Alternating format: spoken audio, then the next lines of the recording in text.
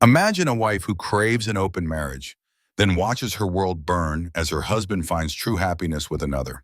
Greetings, everyone.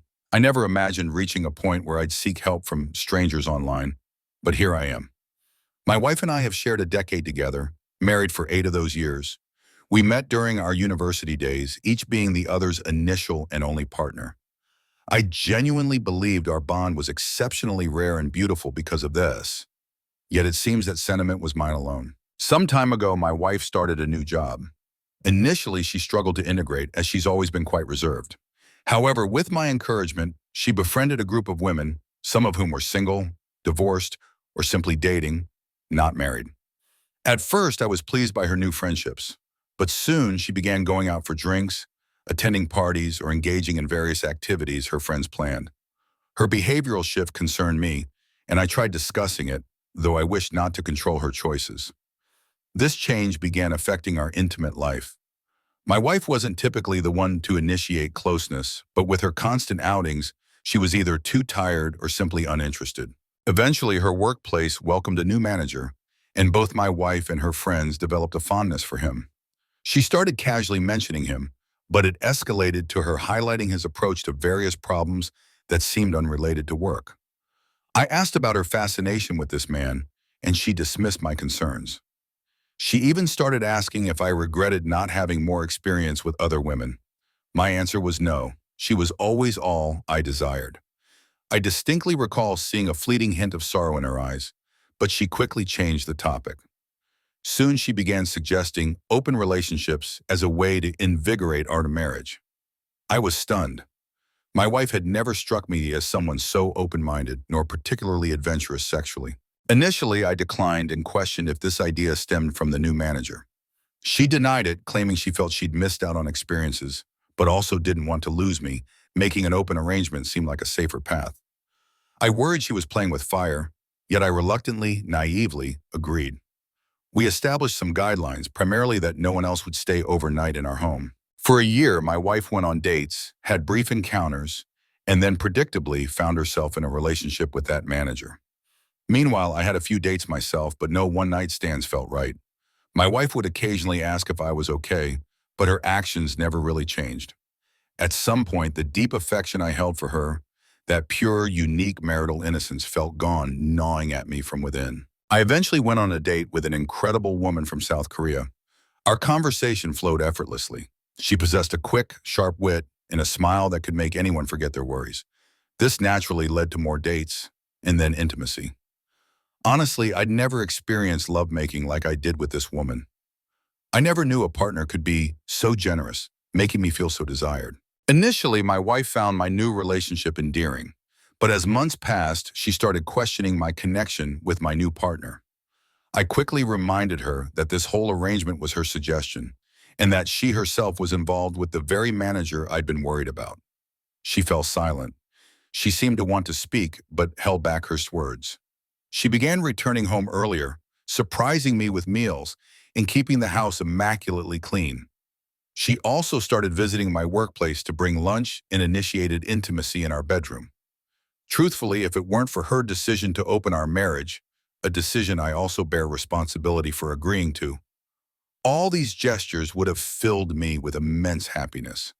I barely responded to her attempts at closeness, and when I did, it was simply to get it over with. Something within me, regarding my wife, had died, and I could tell she sensed it too. I asked her what prompted this sudden change. What was different? Her reply was that she wanted to demonstrate her love for me and her contentment with our bond. I didn't mean to, but I burst out laughing. I pressed her, "What about your little circle of friends, your manager lover, or your casual encounters?" She didn't respond that day, simply going to bed in tears. The next morning, I returned home to find her waiting. She declared she wanted to close our marriage.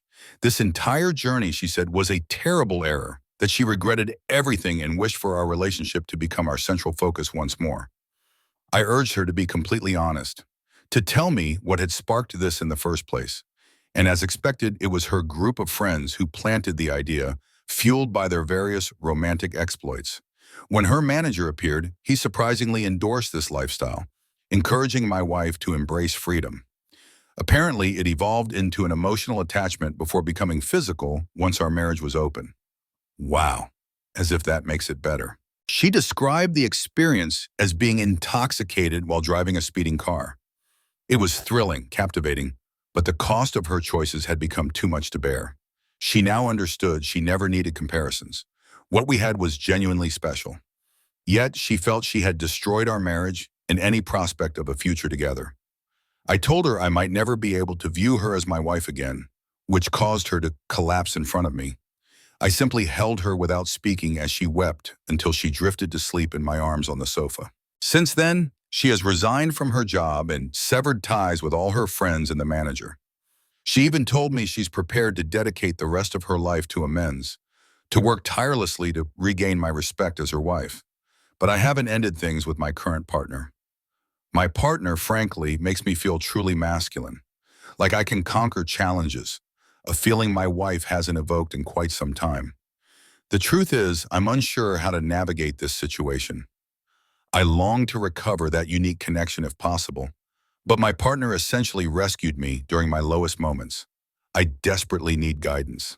I forgot to mention, our initial marriage counseling session is scheduled in a few hours. I'm uncertain how it will go. The therapist seemed pleasant and experienced, appearing unbiased and genuinely eager to assist. Even though it was our first meeting, my wife seemed to seize the chance to reveal everything. She confessed that her friends made her question if she had missed opportunities because she had committed to her first boyfriend and had no other experiences, unlike the supposed adventures some of these women had. Remember, some were divorced, but none were married. The therapist noted that this can often harm a marriage due to differing perspectives. My wife seemed to agree, then added that after the new manager approached her, some friends encouraged her to see how things developed. They suggested it was an opportunity for her to explore or discover herself. She evidently felt guilty, so she claims. Thus, she never engaged in anything physical until one of the divorced friends proposed an open marriage as a loophole, telling her some couples emerge stronger. So after regretfully, again so she says, persuading me to open the marriage, her so-called adventure commenced. It was enthralling and all-consuming, but it lacked genuine depth, unlike the bond we had nurtured over the years. She began to question her motives. She admitted seeing the pain in my eyes, but convinced herself it was an adventure. She said she'd never forgive herself for her chance at an amazing experience. So the full weight of it never truly hit her until she noticed my own transformation. Initially, she assumed that since I was dating, I would gradually accept her circumstances and be fine. But everything shifted when my other partner became a constant presence in my life. Apparently, I started smiling again for no particular reason, and my eyes would brighten when I received a message or cheerfully left the room to take a call. She said she suddenly felt a knot in her stomach and began experiencing frequent panic attacks. She sought advice from her friends again, but they told her it was a normal reaction for me to have during this adventure. However, when the same divorced friend who first suggested this said, "It looks like his partner makes him happy," that's when the full reality struck her. The profound possibility that another woman, not his wife, brought him joy nearly made her faint. She realized the absurdity of it all and pleaded with them to help her win me back. But they simply asked if she couldn't handle it. Why did she open her marriage in the first place? She knew then that these individuals were toxic, a danger to our marriage and the life we had built. Consequently, she has been determined to win me back by any means. I, on the other hand, didn't disclose much, but I did inform the counselor about my situation with my current partner still involved. The counselor stated that no resolution could be achieved with my other partner in the picture and recommended we schedule another meeting after tomorrow. The counselor remarked it was unusual for someone to remain with their first partner for such a long time and gave the impression that any difficulty could be overcome. I strongly suspect she wants us to become one of her success stories. Apologies for the length, but I felt it was important to provide a comprehensive update. Update 2, I still haven't figured out how to link previous posts. And a sincere thank you to everyone who reached out. I apologize for not being able to reply individually to your inboxes or comments. Anyway, here's the latest development. Again, thank you for all your backing. It has truly felt like a dramatic public spectacle. I've since moved into an apartment owned by my brother. rented at an incredibly low rate. He has multiple properties and would have let me stay free, but I declined. Here's a bit more of what I've discovered about my wife's actions and some disturbing details regarding her manager. During our second counseling session, I posed some questions that online users had suggested. First, if she was certain nothing physical occurred before our marriage became open. She looked down, pleading with me not to make her say it. She claimed that if she revealed it, it would shatter us. But after some gentle prompting, she admitted it wasn't physical, but they had pleasured themselves while in each other's presence. This awful person convinced her that since it wasn't strictly physical, it wasn't technically infidelity, and they were simply appreciating each other's full appeal. I was utterly shocked, and she began shaking and hyperventilating. Tears and mucus streamed from her nose as she cried and apologized to me. At this point, even the counselor was taken aback, displaying a look of disbelief. My wife dropped to her knees, embracing my legs, reiterating her profound sorrow.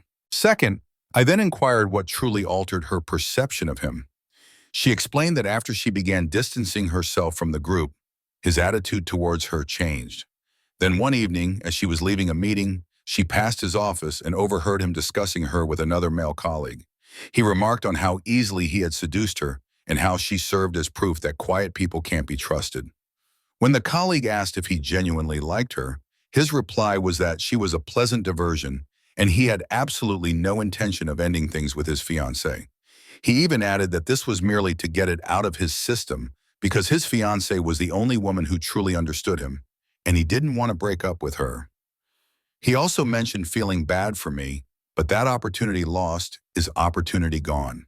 My wife, upon realizing she was nothing more than an object to this man, combined with the fact she had betrayed me for a fleeting thrill, actually felt suicidal in that moment.